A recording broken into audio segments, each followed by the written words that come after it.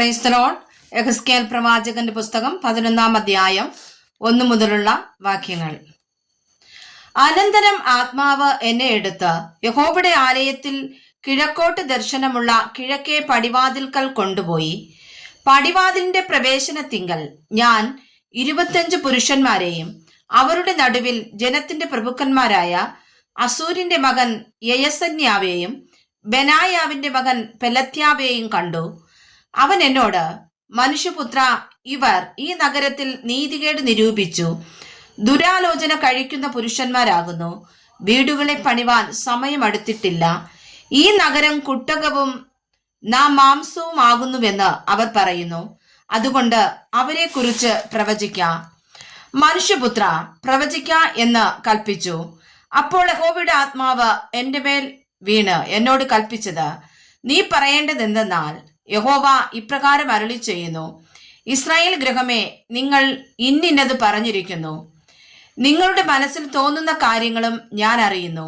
നിങ്ങൾ ഈ നഗരത്തിന്റെ നികുതന്മാരെ വർദ്ധിപ്പിച്ച് വീഥികളെ നികുതന്മാരെ കൊണ്ട് നിറച്ചുമിരിക്കുന്നു. അതുകൊണ്ട് യഹോവയായ കർത്താവ് ഇപ്രകാരം അരുളി ചെയ്യുന്നു, നിങ്ങൾ ഈ നഗരത്തിന്റെ നടുവിൽ ഇട്ടുകളഞ്ഞ നികുതന്മാർ മാംസവും ഈ നഗരം കുട്ടകവും ആകുന്നു.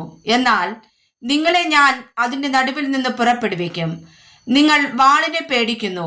വാളിനെ തന്നെ ഞാൻ നിങ്ങളുടെ നേരെ വരുത്തുമെന്ന് യഹോവയായ കർത്താവ് അരുളി ചെയ്യുന്നു.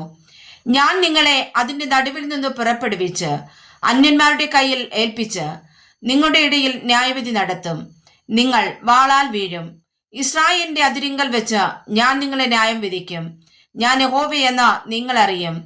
ഈ നഗരം നിങ്ങൾക്ക് കുട്ടകമായിരിക്കേയില്ല, നിങ്ങൾ അതിനകത്ത് മാംസവും ആയിരിക്കേയില്ല. ഇസ്രായേലിന്റെ അതിരിങ്കൽ വെച്ച് തന്നെ ഞാൻ നിങ്ങളെ ന്യായം വിധിക്കും. എന്റെ ചട്ടങ്ങളിൽ നടക്കുകയോ എന്റെ ന്യായങ്ങളെ ആചരിക്കുകയോ ചെയ്യാതെ ചുറ്റുമുള്ള ജാതികളുടെ ന്യായങ്ങളെ പ്രമാണിച്ചു നടന്ന നിങ്ങൾ ഞാൻ യഹോവയെന്ന് അറിയും. ഞാൻ പ്രവചിച്ചു കൊണ്ടിരിക്കുമ്പോൾ തന്നെ ബെനായാവിന്റെ മകനായ പെലത്യാവ് മരിച്ചു. അപ്പോൾ ഞാൻ കവിണ്ണു വീണ് ഉറക്കെ നിലവിളിച്ചു, അയ്യോ യഹോവയായ കർത്താവേ, ഇസ്രായേലിൽ ശേഷിപ്പുള്ളവരെ നീ അശേഷം മുടിച്ചു കളയുമോ എന്ന് പറഞ്ഞു. യഹോവയുടെ അരുളപ്പാട് എനിക്കുണ്ടായതെന്നാൽ, മനുഷ്യപുത്ര, യഹോവയോട് അകന്നു നിൽപ്പിൻ. ഞങ്ങൾക്കാകുന്നു ഈ ദേശം അവകാശമായി നൽകപ്പെട്ടിരിക്കുന്നത് എന്നല്ലോ യെരൂശലേം നിവാസികൾ നിന്റെ ചാർച്ചക്കാരായ നിന്റെ സഹോദരന്മാരോടും ഒട്ടൊഴിയാതെ ഇസ്രായേൽ ഗൃഹം മുഴുവനോടും പറയുന്നത്.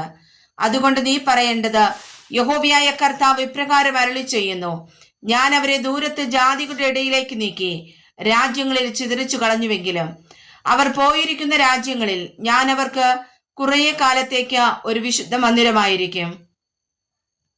ആകയാൽ നീ പറയേണ്ടത്, യഹോവയായ കർത്താവ് ഇപ്രകാരം അരുളി ചെയ്യുന്നു, ഞാൻ നിങ്ങളെ ജാതികളിൽ നിന്ന് ശേഖരിച്ച് നിങ്ങൾ ചിതറിപ്പോയിരിക്കുന്ന രാജ്യങ്ങളിൽ നിന്ന് കൂട്ടിച്ചേർത്ത് ഇസ്രായേൽ ദേശം നിങ്ങൾക്ക് തരും. അവർ അവിടെ വന്ന് അതിലെ സകല മലിനബിംബങ്ങളെയും മ്ലേച്ഛ വിഗ്രഹങ്ങളെയും അവിടെ നിന്ന് നീക്കിക്കളയും. അവർ എന്റെ ചട്ടങ്ങളിൽ നടന്ന് എന്റെ വിധികളെ പ്രമാണിച്ച് ആചരിക്കേണ്ടതിന് ഞാൻ അവർക്ക് വേറൊരു ഹൃദയത്തെ നൽകുകയും പുതിയൊരാത്മാവിനെ ഉള്ളിൽ ആക്കുകയും ചെയ്യും. കല്ലായുള്ള ഹൃദയം ഞാൻ അവരുടെ ജഡത്തിൽ നിന്ന് നീക്കി മാംസമായുള്ള ഹൃദയം അവർക്ക് കൊടുക്കും. അവർ എനിക്ക് ജനമായും ഞാൻ അവർക്ക് ദൈവമായും ഇരിക്കും. എന്നാൽ തങ്ങളുടെ മലിനബിംബങ്ങളുടെയും മ്ലേച്ഛ വിഗ്രഹങ്ങളുടെയും ഇഷ്ടമനുസരിച്ച് നടക്കുന്നവർക്ക് ഞാൻ അവരുടെ നടപ്പിനു തക്കവണ്ണം അവരുടെ തലമേൽ പകരം കൊടുക്കുമെന്ന് യഹോവയായ കർത്താവിന്റെ അരുളപ്പാട്. അനന്തരം കെരൂബുകൾ ചിറകുവിടർത്തു. ചക്രങ്ങളും ചേർന്നു തന്നെ ഉണ്ടായിരുന്നു. ഇസ്രായേലിന്റെ ദൈവത്തിന്റെ മഹത്വവും പോലെ അവയ്ക്കുമീതെ ഉണ്ടായിരുന്നു. യഹോവയുടെ മഹത്വം നഗരത്തിന്റെ നടുവിൽ നിന്ന് മേലോട്ട് പൊങ്ങി നഗരത്തിന് കിഴക്കുവശത്തുള്ള പർവ്വതത്തിന്മേൽ നിന്നു. എന്നാൽ ആത്മാവ് എന്നെ എടുത്ത ദർശനത്തിൽ ദൈവാത്മാവിനാൽ തന്നെ കൽദയ ദേശത്ത് പ്രവാസികളുടെ അടുക്കൽ കൊണ്ടുവന്നു. ഞാൻ കണ്ട ദർശനം എന്നെ വിട്ട് പൊങ്ങിപ്പോയി. ഞാനോ യഹോവയെ എനിക്ക് വെളിപ്പെടുത്തിയ അവന്റെ സകല വചനങ്ങളും പ്രവാസികളോട്